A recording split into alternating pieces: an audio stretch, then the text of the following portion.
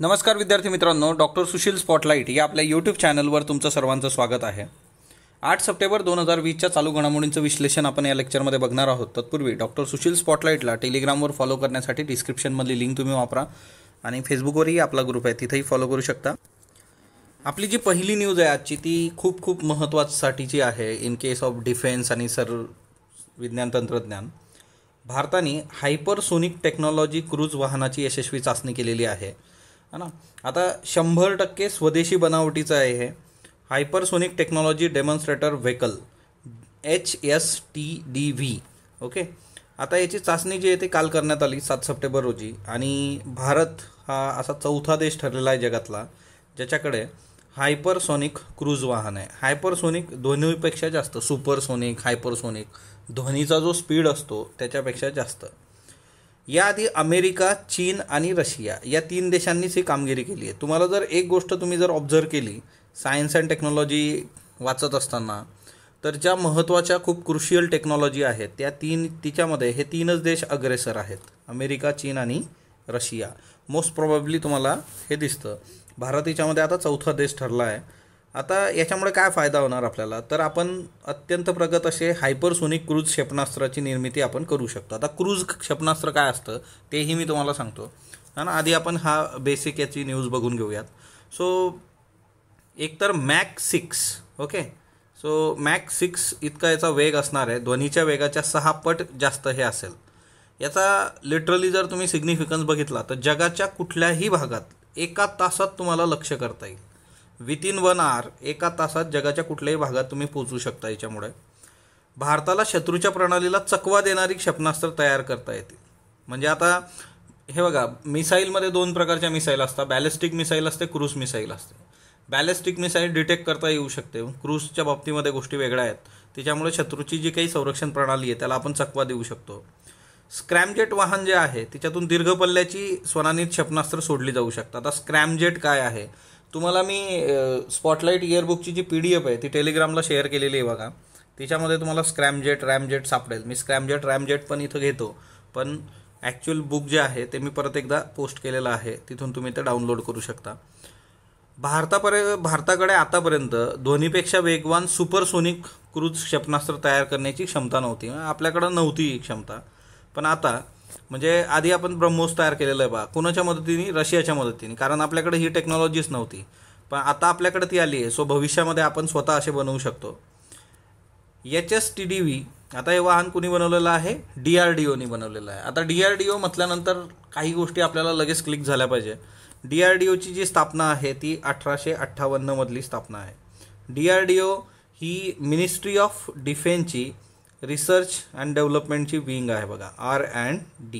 So संरक्षण मंत्रालय त्याची R&Dची विंग जी आहे तर ती DRDO आहे।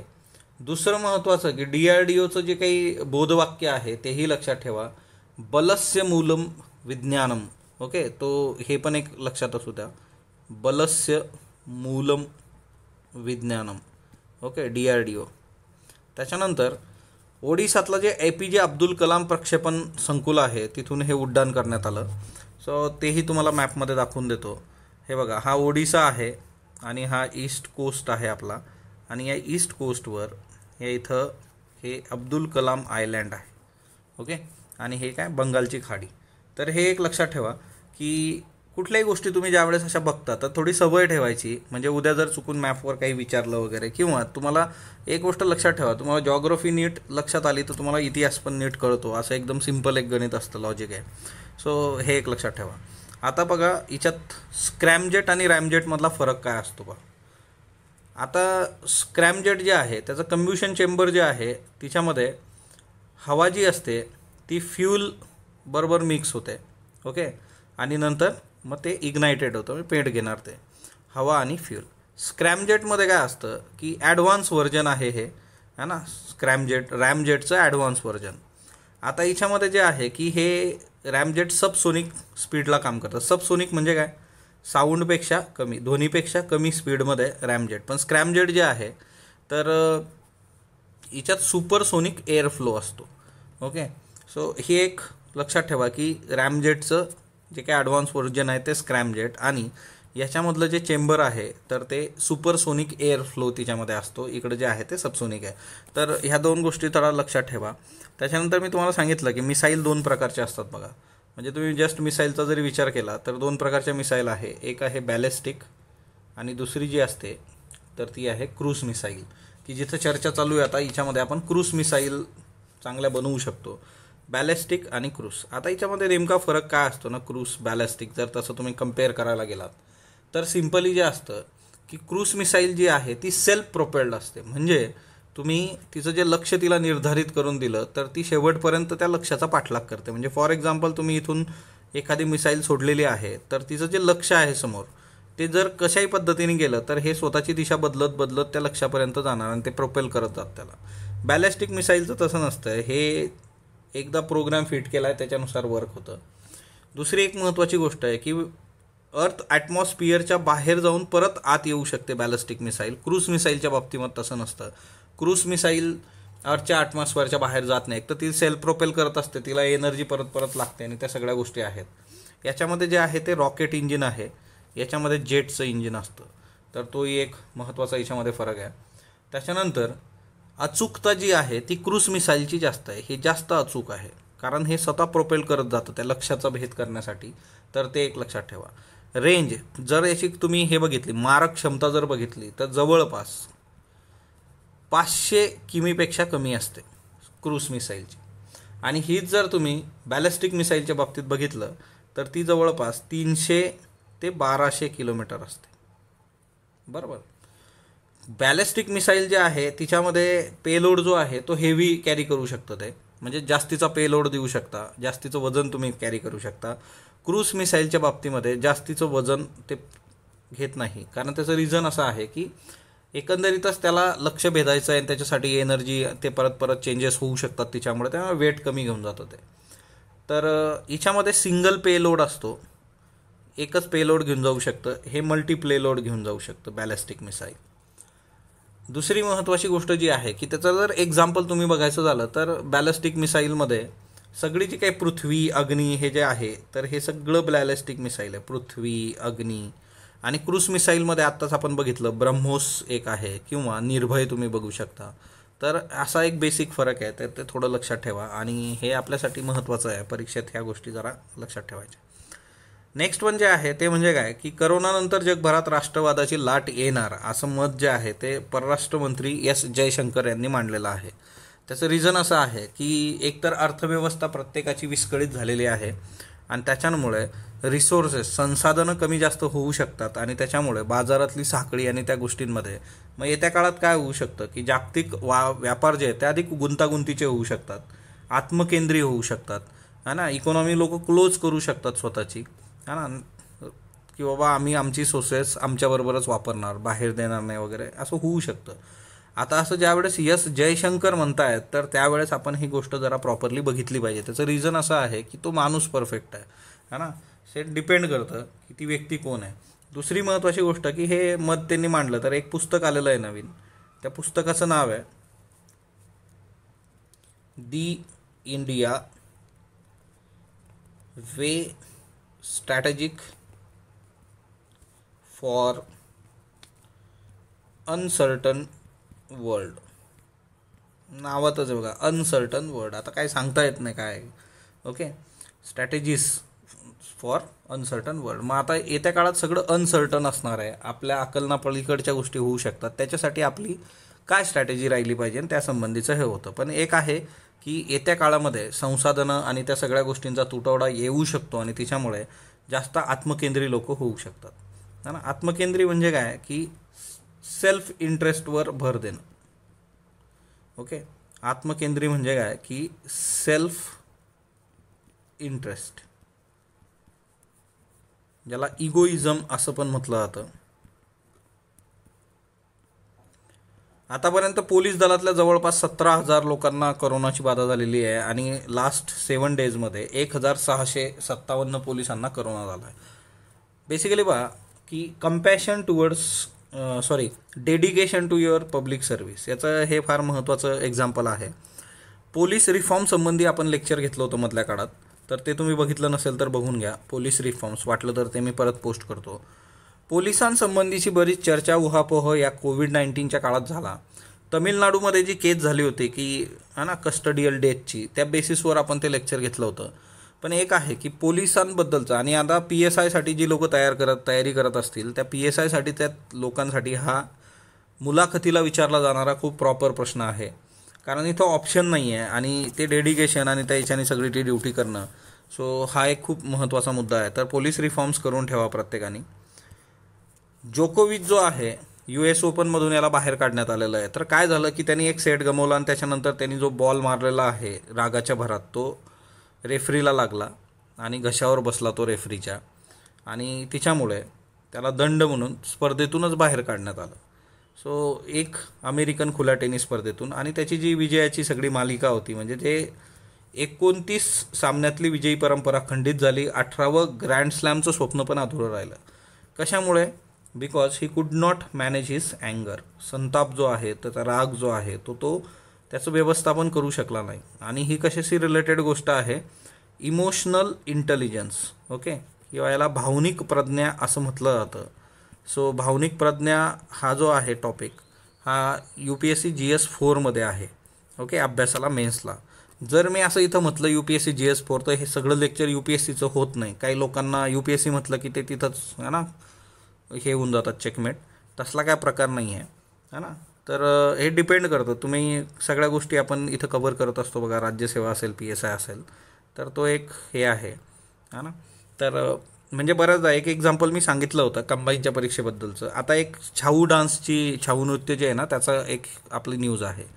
इनटँजिबल कल्चरल हेरिटेज नावाची गोष्ट आहे. तर तिच्यामध्ये खरं तर ही गोष्ट मोस्ट प्रॉब्ली UPSCच्या करंट अफेअर्समध्ये असते. UPSCच्या पुस्तकांमध्ये आर्ट अँड कल्चरच्या तुम्हाला चार्ट मिळेल. हा चार्ट मी स्पॉटलाईट इयरबुकमध्येही टाकला आहे आणि याच्यावर प्रश्न कंबाईनमध्ये आलेला आहे.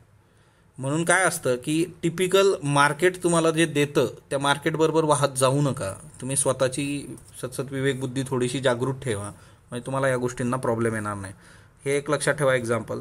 त्याच्यानंतर गोविंद स्वरूप यांचं निधन झालेलं आहे, वय वर्ष 91. ज्येष्ठ खगोलशास्त्रज्ञ होते. संस्थापक संचालक होते national centre for radio astrophysics. आता हे national centre for radio astrophysics कुणाचं आहे? टाटा इन्स्टिट्यूट ऑफ फंडामेंटल रिसर्चचं. पुण्यापासून एक 80 किलोमीटरवर खोदड नारायणगाव इथं जगातली 2ऱ्या क्रमांकाची महाकाय रेडिओ दुर्बीण उभारण्याचं कारागिरी त्यांनी केलेली आहे. आणि ते सगळं जगातली म्हणजे 2 नंबरची मोठी दुर्बीण. म्हणजे तुम्ही विचार करा की हा माणूस मोठा आहे. डॉक्टर गोविंद स्वरूप रॉयल सोसायटीचे फेलोसुद्धा होते ते. पुरस्कार त्यांना पद्मश्री मिळालेला आहे. डॉक्टर शांतीस्वरूप भटनागर पुरस्कार मिळालेला आहे. त्याच्यानंतर मीना देशपांडे यांचं निधन झालेलं आहे, वय वर्ष 86. ज्येष्ठ लेखिका आणि आचार्य यात्रे यांच्या कन्या. आचार्य यात्रे यांचं जे कऱ्हेचे पाणी हे आत्मचरित्र आहे ते त्यांनी 1960पर्यंत लिहिलं होतं. पुढचे 3 खंड जे आहेत ते मीना देशपांडे यांनी लिहिलेले आहेत. कऱ्हेचे पाणी जे आहे आणि मी कसा झालो या 2 पुस्तकातले जे काही निवडक उतार्यांचं चित्रमय संकलन करून मी असा झालो असं पुस्तक त्यांनी केलं होतं. साहित्य बघायचं झालं तर पप्पा एक महाकाव्य. पप्पा म्हणजे कोण? आचार्य यात्रे. मरिलिन मुनरो अनुवादित कादंबरी आहे त्यांची. ये तारुण्य ये कथासंग्रह आहे. अश्रूंचे नाते आहे. महासंग्राम आणि हुतात्मा या कादंबऱ्यांना महाराष्ट्र शासनाचा पुरस्कार आहे. हुतात्मा नावाच्या कादंबरीवर वेब मालिका ही वेब सिरीज प्रसिद्ध झालेली त्यांच्या. आचार्य आत्रे प्रतिभा आणि प्रतिमा हे पुस्तक पण त्यांनी संपादित केलं होतं. 1998मध्ये आचार्य आत्रेंच्या जन्मशताब्दीनिमित्त त्यांनी हसू आणि आसू असा कार्यक्रम दिग्दर्शित केला होता, संकल्पित केला होता, जो खूप गाजला होता. त्याच्यानंतर गुरु मंगला प्रसाद मोहंती. ओके, तर हे सराई केला छाऊ या नृत्यशैलीत प्रावीण्य मिळवलेले होते आणि छाऊ नृत्यशैलीसाठी 2009मध्ये त्यांना पद्मश्री पुरस्कार मिळाला होता. आता आपलं काम आहे की शाहू नृत्य आपण काय आहे ते बघूयात. शाहू नृत्य लोकनृत्याचा एक भाग आहे ना. क्लासिकल डान्सेसमध्ये ते येत नाही. आता शाहू नृत्य जे आहे जगातल्या 3 राज्यांमध्ये प्रसिद्ध आहे. झारखंड, पश्चिम बंगाल आणि ओडिसा. याचे 3 प्रकार आहेत. झारखंडच्या छाऊला म्हटलं जातं सराई केला छाऊ, ज्याच्याशी संबंधित गुरु मंगला प्रसाद मोहंती होते. पश्चिम बंगालमधलं जे छाऊ आहे त्याला पुरुलिया छाऊ म्हटलं जातं. ओडिसामधल्या छाऊला मयूरभंज छाऊ म्हटलं जातं. हिच्यामध्ये तुम्हाला मास्क परिधान करून नृत्य करायचं असतं. सो मास्क असतो, मुखवटा असतो. मार्शल आर्टमधली वैशिष्ट्य हिच्यात समाविष्ट आहे. त्याच्यामुळे मार्शल आर्ट्स जसं महाराष्ट्राचं लेझिम आहे तसं मग हे छाऊ पण आहे. संकल्पना ज्या असतात तिच्यात रामायण, महाभारत इत्यादी असतात. इत्यादी याचा अर्थ याच्या पलीकडं पण वेगळ्या संकल्पना घेऊ शकतात ते, हे लक्षात ठेवायचं. त्याच्यानंतर नेक्स्ट जे आहे, आता हा छाऊ डान्स तुमच्यासाठी एक प्रश्न आहे की छाऊ नृत्य हे इंटँजिबल कल्चरल हेरिटेजचा भाग आहे किंवा नाही, हे मला तुम्ही करंटमध्ये याच्यात कमेंट बॉक्समध्ये सांगणार आहात. आणि याचा बॉक्स तुम्हाला स्पॉटलाईट इयरबुकमध्ये मिळेल, है ना. स्पॉटलाईट इयरबुकची PDF मी टेलिग्रामवर पोस्ट केली आहे. ओडिसाची एक परत न्यूज आहे बघा. ओडिसामध्ये मोबाईल सेवा नसलेली सर्वाधिक गावं जी आहेत ती ओडिसामध्ये आहे, की म्हणजे जिथं मोबाईलचा टावरच नाही आहे, मोबाईल वापरता येत नाही तिथल्या लोकांना, अशी सर्वाधिक गावं ओडिसामध्ये आहे. आता नक्षलवादी चळवळीचा प्रदेश म्हणून इथं स्वाभिमान आचल असा एक ठिकाण आहे. हे मागे तुम्हाला मॅप दाखवला होता, मी परत एकदा दाखवतो मॅप. स्वाभिमान आचल याला आधी कट ऑफ एरिया असं म्हटलं जायचं ओडिसामध्ये. इथं 151 गावं आहेत. तिथं कसलंही या नक्षलवादी कारवाई आणि त्याच्यामुळे मोबाईल टावर उभारलेले नव्हते. मलकनगिरी जिल्हा जो आहे तो प्रथमच तिथं ब्रॉडबँड सेवा, आता हा सगळा जो आहे हा मलकनगिरीचा प्रदेश आहे, तिथं पहिल्यांदा ब्रॉडबँड सेवा देण्यात येतात. इथं सगळ्यात महत्त्वाची बाब एक आहे की एकंदरीतच ओडिसा आणि त्या सगळ्या याच्यामध्ये मलकनगिरी जो होता तो न्यूजमध्ये होता आणि आपण तो घेतलेला आहे. त्याचा काय रेफरन्स होता ते तुम्हाला कमेंट बॉक्समध्ये सांगाल. आता बघा, हा ओरिसा आहे. आता ओरिसाला कोण कोण बॉर्डर करतं आहे? छत्तीसगड, वेस्ट बेंगॉल आणि हा इथं आंध्र प्रदेश, आणि इकडं जी आहे ती बे ऑफ बेंगॉल आहे. ओडिसाचा हा जो रेड पार्ट दिसतोय तुम्हाला, ही शेपटी, तर हे मलकनगिरी आहे. ओके, सो मलकनगिरीचा हा जो प्रदेश आहे याला काय म्हटलं जातं की इथला जो एरिया आहे परत ह्या इथं, तर त्याला कट ऑफ झोन म्हटलं जातं. म्हणजे की इथं मॉइस्ट हॉटबेड आहे, म्हणजे सगळं जे साम्राज्य आहे ते कुणाचं आहे तर नक्षलवाद्यांचं आहे. आणि याला स्वाभिमान आचल असंही म्हटलं गेलेलं आहे. सो ओडिसामधला मलकनगिरीचा प्रदेश आणि तिथला हा एरिया ज्याला स्वाभिमान आचल किंवा कट ऑफ झोन म्हटलं जातं. ओके, तेवढं एक लक्षात ठेवा ओडिसामध्ये. काल एक प्रश्न विचारला होता बघा मग एक स्टुडंटने, की जे काही अर्धन्यायिक संस्था असतात किंवा क्वासी ज्युडिशियल जे काही आहे तर ते काय प्रकरण असतं, याच्यावर प्रश्न येऊन गेलेला आहे. UPSCला मेन्सला एकदा विचारला होता, क्वासी ज्युडिशियल किंवा अर्धन्यायिक काय असतं.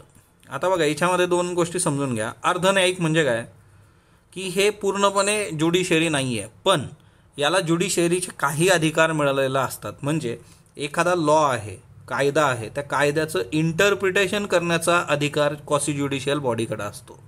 ओके, आणि दुसरी महत्त्वाची गोष्ट की ते पनिशमेंट पण करू शकतात, म्हणजे शिक्षासुद्धा करू शकतात. म्हणजे जसं ग्राहक मंच आहे बघा, शिक्षा करू शकतो. ॲक्च्युली ती न्यायालय आहे का? नाही, पण तिथं काय आहे की जर कायदा आहे, त्याचे काही रूल्स आहेत, त्याचं जर हनन झालं असेल तर ज्याने हनन केलं त्याला पनिशमेंट पण मिळू शकते. पण असं करत असताना ही क्वासी ज्युडिशियल बॉडी आपली जी ज्युडिशियरी आहे किंवा आपली जी न्यायव्यवस्था आहे त्या न्यायव्यवस्थेला कुठंही त्याच्या अधिकाराचं हनन होणार नाही किंवा त्याच्या अधिकार, म्हणजे साधी गोष्ट आहे, तुम्ही जर बघितलं की ही न्यायव्यवस्था आहे, हे न्यायव्यवस्थेचं सगळं अधिकार क्षेत्र आहे, तर क्वासी ज्युडिशियल बॉडी कधीही याच्यात जाण्याचा प्रयत्न करत नाही किंवा न्यायव्यवस्थेच्या अधिकार क्षेत्राचं हनन होईल असं कुठलं काम करत नाही. क्वासी ज्युडिशियलचं सगळ्यात चांगलं एक्झाम्पल काय आहेत की जे वेगवेगळे ट्रिब्युनल्स आहेत, है ना, 323 कलम जे काय बघता तुम्ही, AAB, है ना, ॲडमिनिस्ट्रेटिव्ह ट्रिब्युनल्स वगैरे, तर ते जे ट्रिब्युनल्स आहेत ते सगळ्यात चांगलं एक्झाम्पल असतं अर्धन्यायिक किंवा क्वासी ज्युडिशियलचं. तर एवढं लक्षात ठेवा की न्यायव्यवस्था नाही, पण न्यायव्यवस्थेचे काही फंक्शन्स किंवा तशा पद्धतीने ते ॲक्ट करते, कायद्याचं इंटरप्रिटेशन करू शकते, एखाद्याला दंडसुद्धा देऊ शकते. फक्त हे करत असताना आपल्या न्यायव्यवस्थेच्या अधिकारांचं हनन होणार नाही, ती एक बाब काळजी इथं घेतली जाते. So quasi judicial.